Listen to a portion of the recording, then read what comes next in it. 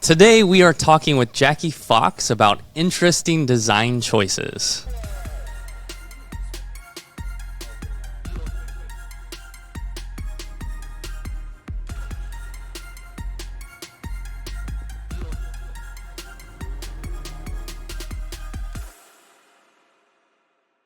This is the Dice Cards and Coffee videocast. I'm Dustin from BG's Tabletop. And I'm Dave from Fire and Dice. George from G&G. And we have Jackie Fox on the show, rock goddess and game designer. Welcome to the show. If you don't mind introducing yourself a little bit. Hi, I'm Jackie Fox from Los Angeles, California. I've lived here almost all my life, and I got into game design about, what has it been now, 8 years? We got to do math. I'm very bad at math, as anybody who has played a game with me knows. Right before the pandemic. So I finished my game, Rock Hard 1977, in 2019. And then it took me like another year to get a prototype I was happy with because I learned as I went. And right when it was ready to start playtesting, pandemic. But you know, you got to make the best of whatever the situation is. So I took that year of self-isolation, to play test my game just myself hundreds of times and come up with all kinds of little tweaks and more interesting choices. We were talking about interesting choices before we started recording. And also just to start networking. Because if you want to be a game designer, the best thing you can do besides play a lot of games and break them down is to go meet people in the industry.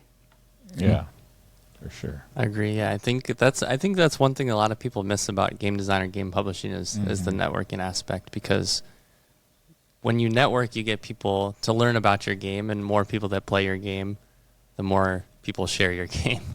On the experience too. Even more than that, you get to meet some really great people because we are blessed in this industry to have very nice people.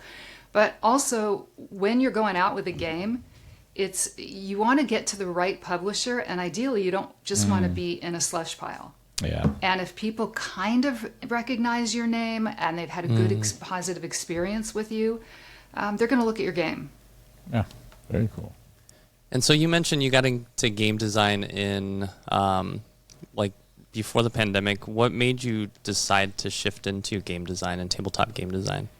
I had a regular game group that had 5 people in it, and usually only 4 of us would show up at one time. But once we were sitting there, all 5 of us showed up, and for when all 5 of us were there, we liked to play a kind of medium complexity Euro, and there wasn't one at the time with 5 players other than Year of the Dragon, which is a great game, but not the best game. And even so, playing it over and over and over, you kind of want a little variety. Want something else, yeah. And since then, I will say there have been a lot of games that hit that spot, like Heat, Pedal to the Metal, all the spans play at 5 players, everything Stonemeyer does, which I really appreciate. But at the time, there wasn't a lot, certainly nothing on my shelf. And I went, what game do I wish was on my shelf that isn't there? And I want something that is a Euro at heart, but has a little bit of that fun factor of an American style game. So it just like light bulb went off in the head that rock and roll is perfect for worker placement, which is my favorite mechanism, and go. Very cool. Nice. I love it. It's been a little bit since I've played your game. I've played it a couple times. Can you just share a little bit about like a breakdown of what it's like? And I remember the one main mechanic that really stuck with me was the candy. Everybody remembers the candy. Everyone remembers the candy. So you're an up-and-coming rock and roll musician in 1977 trying to hit the big time with your band. And so it plays like a Euro in that you're going to want to build up your stats, your musical chops, your reputation, and the number of original songs you have. And then every round is divided into 3 phases where everybody takes 1 action during the day, then 1 action at night, and then 1 action after hours. And so daytime is pretty much where you do your business, your rehearsing, your interviewing, hiring crew. Nighttime is where you perform at various gigs and earn some money and fame. And after hours is where you go to meet people who can help boost your career. or if you want to be going first the next round, where you go to bed early. And then there are a few actions that you can do at any time. And then there is what you just discussed, the candy mechanism, which is you start with a candy token. You can get more throughout the game, and before your turn, you can consume your candy and get a sugar rush that will give you some extra actions, usually. But the more you do that, the more your craving for sugar goes up, and you have to see whether you have satisfied your craving, and if you don't, sugar crash time, and you need to spend your next day action in recovery. That's really cool. I like it. Yeah, I like how you have to make the choices. I like worker placement, making those choices, and then you have to also make a choice if you're going to go to work or not. Like that's yes. You start with a daytime job, or it might be at night or after hours, and when that phase comes, you can choose to work and take some income, or you can blow off work and focus on your career. But if you do that too many times, you lose your job. Yeah. So yeah, I I wanted people to have the experience of what it was like being an up-and-coming actual musician, trying to balance just getting, paying your rent, getting to eat, things like that, with becoming a rock star. Yeah. What did they say? Struggling artist. Yeah. So it's very much this struggling artist game. Also the butt cover game. Yeah, the butt cover game. How did you get to the year 1977? What's that? It was just a really amazing year in rock and roll, because you had this overlap of a lot of styles. So you had kind of classic rock that had come out of the 60s. We were getting into proto-punk rock. There were the beginnings of metal. It was also a time that disco existed and was starting to make its way into rock, like Rolling Stones. I don't know if you like the song "Miss You," but that was very disco influenced. And there was funk. There was all kinds of stuff. It just wasn't, and nobody had really divided into lanes yet. So I think it was just an amazing year. That's a good choice. Yeah, I got a D+ in my history of rock and roll class in college. So it was the era of sex and drugs and rock and roll. Right. And there was a lot of freedom, and I think right now people feel kind of constricted in what they can say, what they can think, and so it's letting you go back to a time when there weren't those kinds of constraints, and people were experimenting with all kinds of things. I don't mean drugs, like candy. I mean, okay. Well, I also mean with they were playing with gender, they were playing with musical styles. And so all that is reflected in the game. And I tried to strip out the uglier parts of being in the music industry in 1977. There's a suggestion in the game, because you can play as characters that are male or female or androgynous. And if you're female or androgynous, there's a hint of the discrimination and abuse you encountered, but it's very subtle in the game. You won't feel it. Because I didn't want... Who wants to play that? Yeah. Right? Yeah. That's... You want feel-good decisions in games for the most part. Right. I want to go back a little bit to theme and mechanics, and ask more of how do you get in the mindset to come up with those interesting choices? Not necessarily what do you do, but what are some things you prepare to be in that creative mindset? Well, I think we were going to talk a bit about theme. And I am always flabbergasted when people can't think of a theme for their games, because I can't stop thinking about themes that would make a great game. And I'll tell people, you just look around, because you know what? You could go, I wanted to do this as an experiment, and maybe I'll do it right now, but I don't know if I have the bandwidth. So maybe you guys can do this, where just go to your, if you have Netflix, go to your Netflix recommended programs. Just look at the first 5, read them, pick one that appeals to you. That's the theme of your next game. It is that easy to find a theme. If it's popular in the US today, it's probably going to make a popular game. Do not rip off anybody's IP, but just broader themes.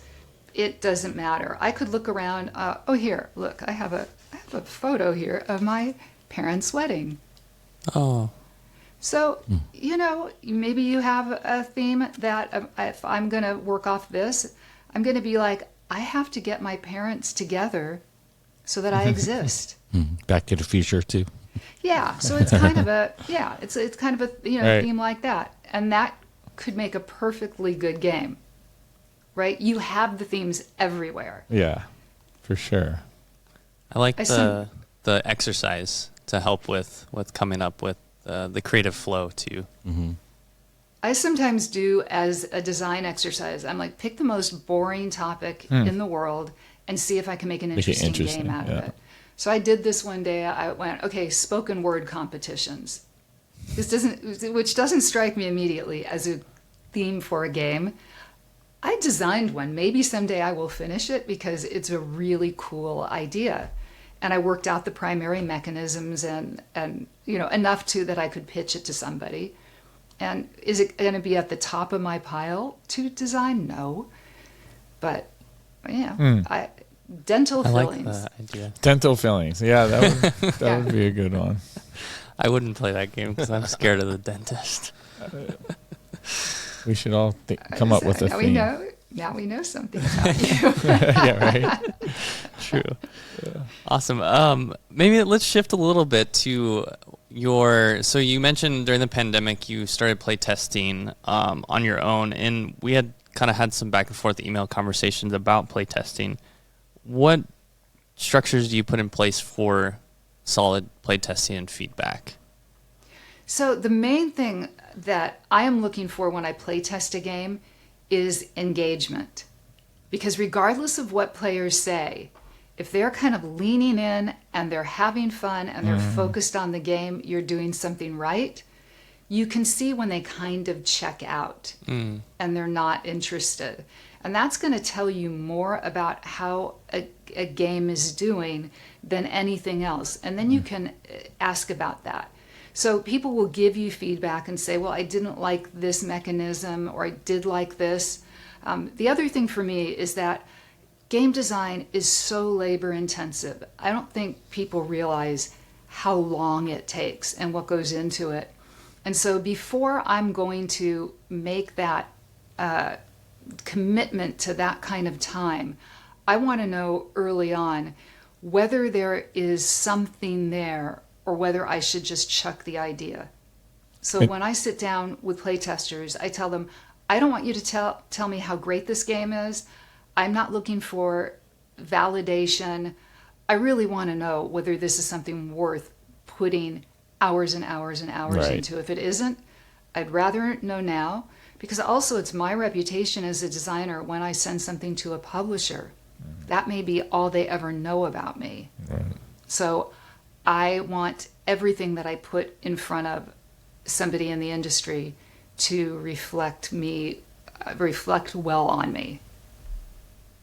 That's a really good point. I like the engagement, and it's a good fail fast metric too, I think. Right? Yeah, you can I think kind of so. learn very quickly whether you should move on. Well, I'm But sure. remember, playtesters want to give you positive feedback, right? They're not jerks sitting down to trash your game. Yeah. So they're people that are there devoting their time to trying something that may or may not work, may or may not be their thing. And it's respecting their time is really important, as well as trying to get what you need. And that is being clear about what you need. So are you looking for feedback on a specific mechanism? Are you looking for further ideas for the theme? Usually I won't put a game in front of people unless I know what I want from that playtest. Okay. So the game that I just showed you the board of, I went in early, which I did not do with Rock Hard, and this time I said, this is proof of concept. This is not what it's going to look like. It's just, is there something here worth pursuing? And I did some tweaks based on feedback. And the second play test, I saw, even though people kind of said, I don't know how crazy I am about this overall mechanism, but when they were playing it, they were having a great time. So that tells me there's something worth, Right. and it's just making it work with the end game excitement that I want. Yeah, and at least you also have a piece of something, that you can put into another theme, or you have that mechanic that they enjoyed. Yeah, well, I need to fix the mechanism a little bit, but they were having a great time with the theme. Right, that's good. Because I took it from life in a very big way. And I think when you take it from something interesting that happened to you that has a story behind it, even though this one ended up being an abstract strategy game, the theme just absolutely shines through. That's cool. How many games are you working on at the present moment? 3, Okay. seriously. All right. Yeah, Or really, you should ask me, how many am I not working on? Oh, I yeah. should be. Millions. yeah. Going back to the engagement part, you mentioned it's great because now when I really think about it, Catan, probably the biggest board There's a game lot right of now out there, engagement. and then a lot of people are like, oh, I don't like Catan, but like I also am not like Catan's not on top of my list, Right. but when a friend group wants to play it, I'll play it, and then once I start playing, It's fun. you're engaged. Yeah. You're like rolling dice, trading, and then like For sure. you just get engaged, and you still end up enjoying it. Yeah. Oh, yeah. Even, I mean, I played, so for the first time the other day, I played Concordia. I'd never played it. I'd asked a friend to bring it. And it is a game that is very challenging for me to process visually, because I like things kind of nice and clean and linear. And this particular map was all over it's the all place over. and I just like, I just was, so I was kind of out in the middle of it. But it's like, well, I got myself into a very bad situation where I can't do anything. So I'm setting myself a new goal, because I was going to finish last. Believe me, I was going to probably get lapped. But I hung in there until the very end. And it's a thing in Euro design, certainly, is how do you keep a player who is who's not going to win engaged in this game if it's going another hour. Right. It's, that is a big problem with meaty complex Euros. Yeah. And some people want to see catch-up mechanisms in their game. Maybe. Yeah. I think one of the best games of all time is Twilight Struggle. And you just get clobbered when you're learning that game. It's like playing chess, right? That's the 2-player one, right? Twilight Yeah, Struggle? I think it might be the only 2-player game left on my shelf. Oh, wow. Because I don't play 2-player games. That's something that you either live with somebody who wants to play games with you, or you have a regular gaming buddy, and I have a gaming group. Yeah. So The same gaming group from a long time ago yeah, that you were talking about? Yeah, that's pretty awesome. much. I Very have cool. I have 2, because I have one that I go play with at meetups and conventions, Okay. and then I have the group that comes over to my house, Right. and then I have a third group which is just for Blood on the Clock Tower, Oh, nice. because very few people do See- both. I'm an Omni gamer. That game just I can't I can't understand it. I like it. I get in there and just they kill me, and like they know who I am in like a half a second. And I'm like, You have to play it you gotta play it a lot. few times before you really can wrap your head around it. Yeah. What's really fun is the meta game with it. Like once you get to that like level of Yeah, Blood on the yeah. Clock Tower, where you It understand is. the roles and stuff, it's fun. But it hurts my brain sometimes. But that's It's the a cool game. part about social deduction. You can kind of check out the social deduction games a little bit. Like, yeah. Well, You the don't need to reason be that I like so- that one is because it's not pure social deduction. There's a lot of logical deduction in it, and it's basically That's a true. logical deduction with parts of the logic puzzle being misdirected. Yeah. Right. And so if you're on the team that's solving, you're trying to figure out where the misdirection is, and if you're on the team that's obscuring, you're trying to obscure the information. And that's really how Yeah. you look at that. Yeah. But it Okay. is usually, you can figure it out, and the storyteller is trying to make it so that it is fair for each Balance, team. right? Yeah. But the genius of that game is that you can sit there going, guys, this person is the demon. Come on, I know this. And they can just not listen to you, which is tremendously, gloriously frustrating. But then you have the satisfaction at the end of having been right. That's right. Yeah. So you kind of... Isn't there like a town drunk yeah. or something, though? That There might be, yes, one of the characters, you might think that you have a certain ability, Right. but you really don't You because don't, you are the yeah. drunk. Yeah. That's really cool. Yeah. So and one other topic we kind of chatted about in email before sitting down to chat here is like your design choices and what intentions you bring to your games. How do you make those decisions? What are some things that are important to you when you do design your games? Yeah, I think you try to figure out who it is you are designing for with this particular design. And it may change over the testing process. But so Rock Hard, I wanted it to be a game that if you are a Euro gamer and and people are always like, how do I get my non-gaming friends or my casual gaming friends into more serious strategy games? Like, what's a good game for that?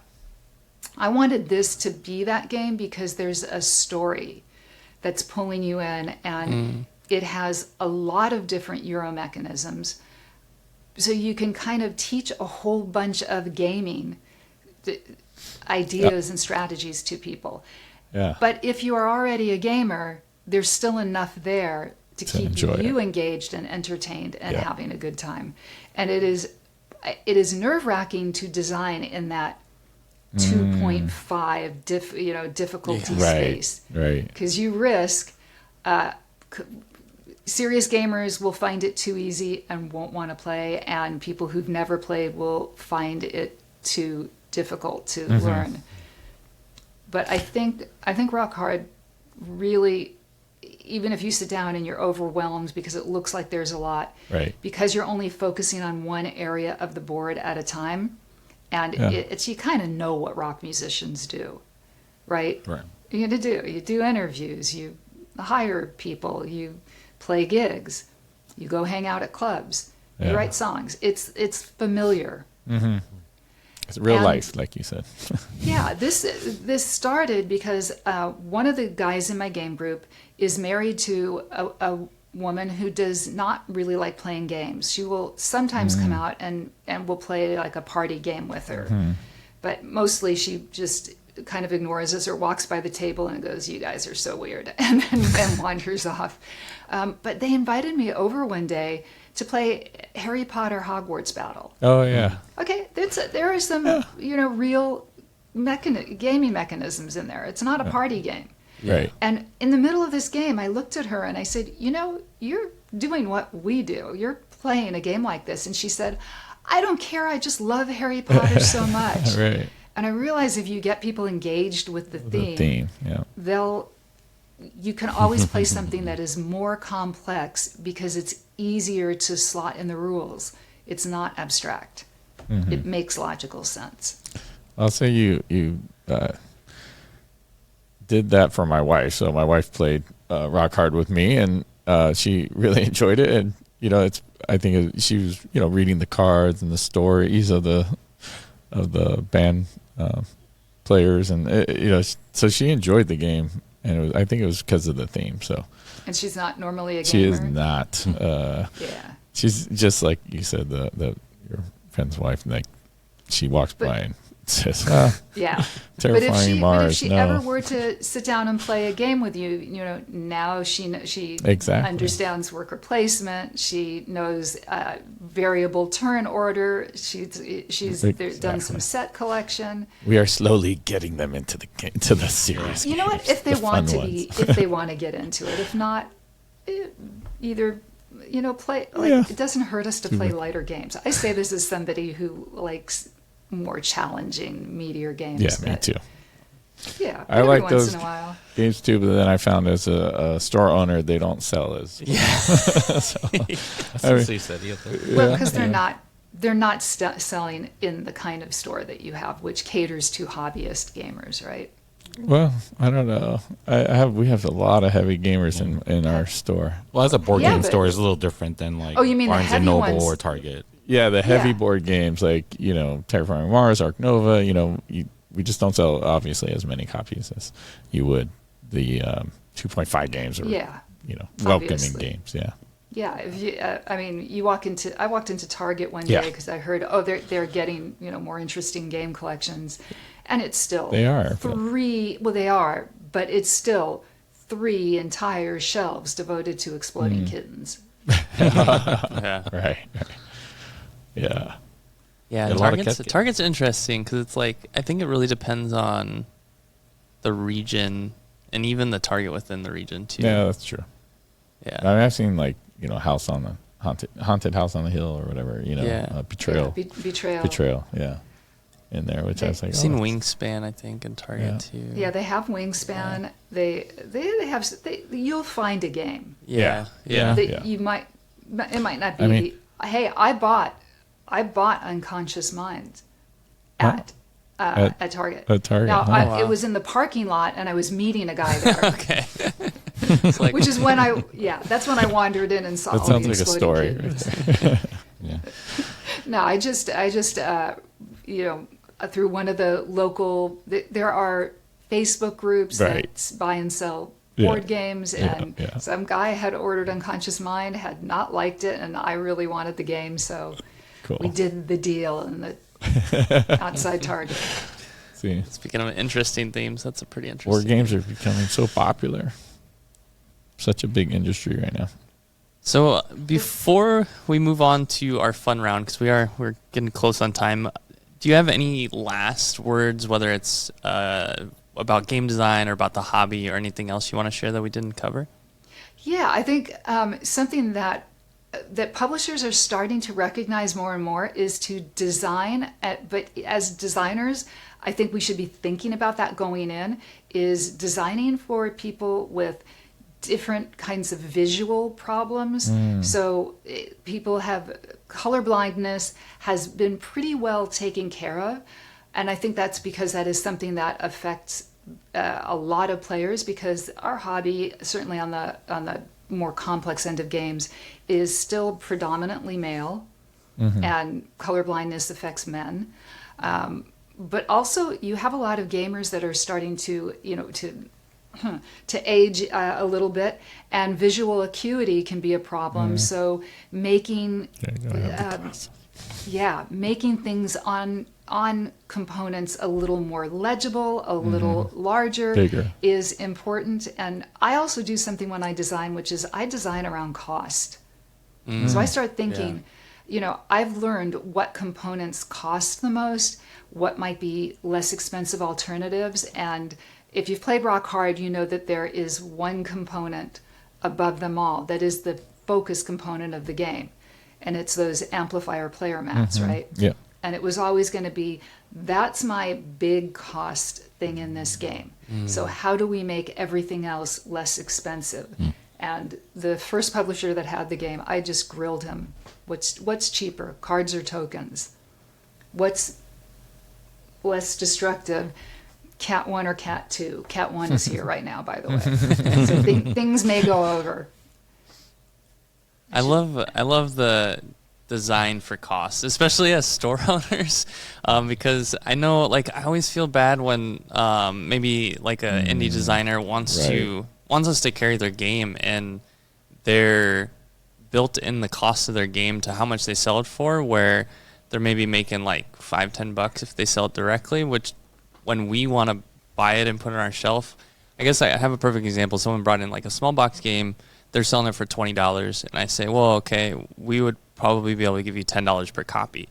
But kind of digging a little bit more, I'm probably learning that they probably spend almost close to $20 to make the game.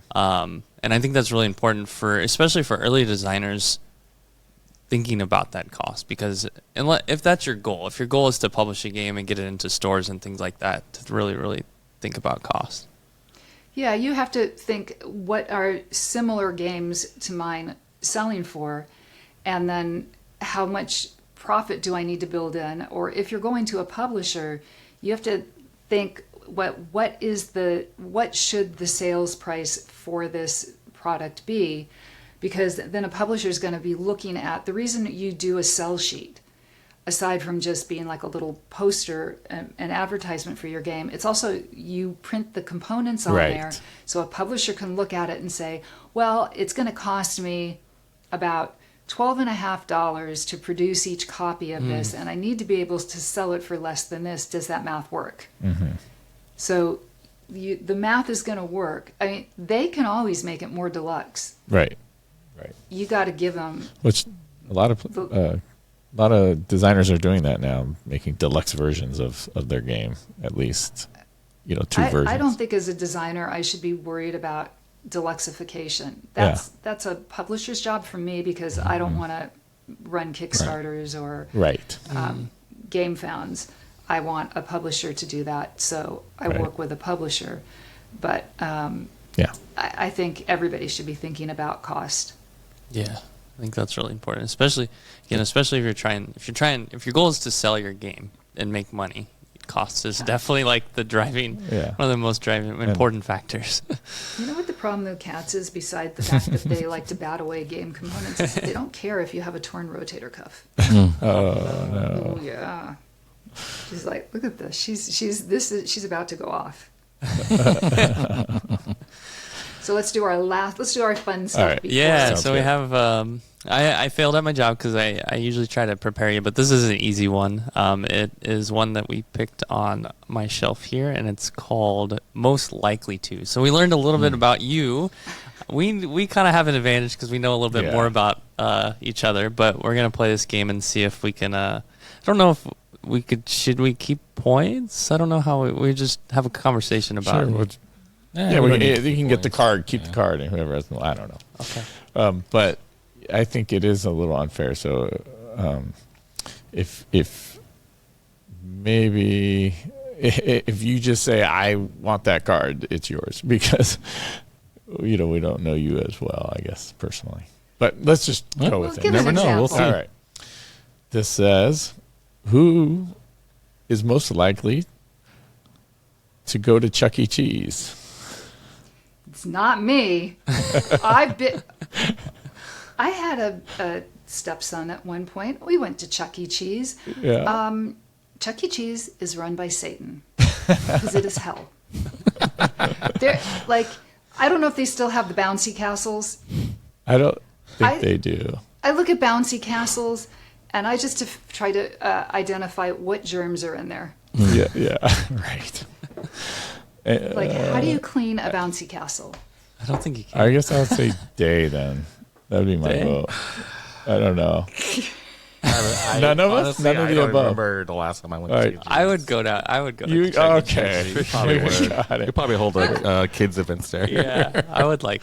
Oh, that's right. Those You can do places. D&D at Chuck E. E. Cheese. D&D for the kids All right, let's see what I draw. All right. with the devil. Who's most likely to who is plotting revenge right now? Oh, I know the answer to that one. okay. I give it to Yes. the cat. The cat. Oh, Yes. Right here. Yes, I agree. What's her name or Oh, that's Their name? Peanut. Peanut? Peanut, you Peanut you has win a that lot card. of energy. That's your card. Come on. Who's most likely to sing but shouldn't?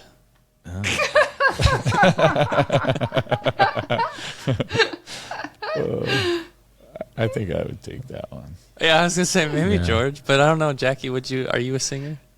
I can kind of shout on Rock out. key. All right. George, do you do karaoke? No, No, really? I try not to. I don't like hurting Dave? people's ears. Dave? No, I know I'm Korean, but I don't do karaoke. Oh, come on. You do could the do the K-pop actual. Okay, cool. Wait, digression here. Yes. K-pop Demon Hunters. Oh yeah. Thumbs up or thumbs down? Good show. I have not done seen show. it. Yeah. It's a fun show. It is check very it out. fun. I just thought that there wasn't very much K in K-pop. That's Demon true. Hunters. That's kind of true. I was definitely expecting more Korean, but I Yeah, guess yeah. it was. I forgot who Commercialized produced it and all that for stuff, but America. yeah, it's definitely targeting the American crowd because K-popular in America, so maybe they thought, Yeah. hey, let's bring out something, but have it more in English and Yeah. whatnot. I think that's So definitely what they did. All right. I don't like that one. Next one. That's. All right. We'll do anything for $5. Anything is a lot of anything. In this economy, probably not. Yeah. Wait, how much was that Starbucks or what is that Taco Bell? Yeah, I mean, Was that I didn't $5? do anything. It's just Oh, like a minute walk. I know. I was having dinner with a group of people in the music industry, and one of them offered me $20 if I would. It was a 2-level restaurant, so there was like an upper level with Right. a wrought iron railing.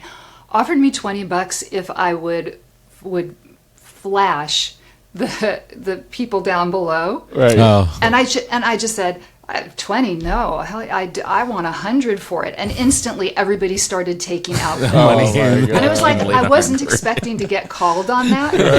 But being you a had to woman do of my word, I did. I leaned over the railing and went, woo. And the great thing was, no one Nobody noticed. was- It's Los Angeles. Right. No one noticed. Yeah. Right. And I made $100. $100? nice, easy 100. Yep. Yeah. All right, let's do one more. Pretty awesome.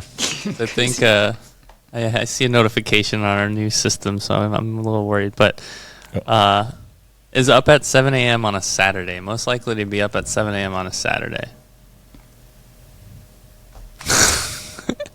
I feel like all I'm of early us. bird. Yeah, maybe all of us. I'm an early bird. I don't know. Are you an early bird? I'm an insomniac. Okay. I would much rather be sleeping till 11. Yeah. All right. All right. Well, thanks for playing that with us. Yeah. Well, And thanks then- for having me on. I'm looking forward to seeing all of you at the con. Yes. Yeah. Yes. It was, Couple I months. think we said this off the air last year. You guys were so organized for a first time convention. I thought it was going to be a disaster. Everything went smoothly. Well, Yeah. thankfully, I it mean, sounds like At least from you saw it that people. way, right? Like, I mean, well, yeah. What we saw was there were greeters there. There were people who that were on top of everything. Check-in was easy. Signage for some of the things could have been a little bit better, but Yep. other than that, talked about. yeah, it was. Everything happened when it was supposed to. It ran on time. It was well organized. Parking was great. So much Sweet. nicer than going down to the airport. Yeah. Yeah, it's Awesome. just a great chill and really fun con and a good space. We'll see Thank if we you. can. Yeah. We gotta. Thank you. Yeah. See High if we can do it expectations again. this year. Yeah. Yeah. Well, Jackie, thank you again for coming on the show. It was a lot of fun. If anybody wanted to reach out to you, where could they find you? Sadly, because I do most of my fun stuff on Facebook, and that is Jackie Fox 1976. Okay. Yeah, don't try Jackie Fox 1977 77. because she's a real bitch. But Jackie Fox 1976 is cool, and you'll get stories about the Runaways and my demon cats, and maybe some games as well. Very cool. Awesome. Awesome. Thank you so much. Yeah. I hope the cuff heals up nicely. I Yeah, know that's it a will. pain. It will. All And right. I will be hopefully in great shape and just in time for LFG Con, because I will be there playing games with people, and I will have the expansion to Rock Hard 1977. Oh, Nice. The Ear Candy expansion, and that just adds a whole other mechanism and way to gain your fame, and I'm really Very excited to cool. show it to people. Yeah, Awesome. we're excited too. Sweet. Cool. Thank you so much. All right. Thank you. All right. Bye, everybody. Bye. Bye.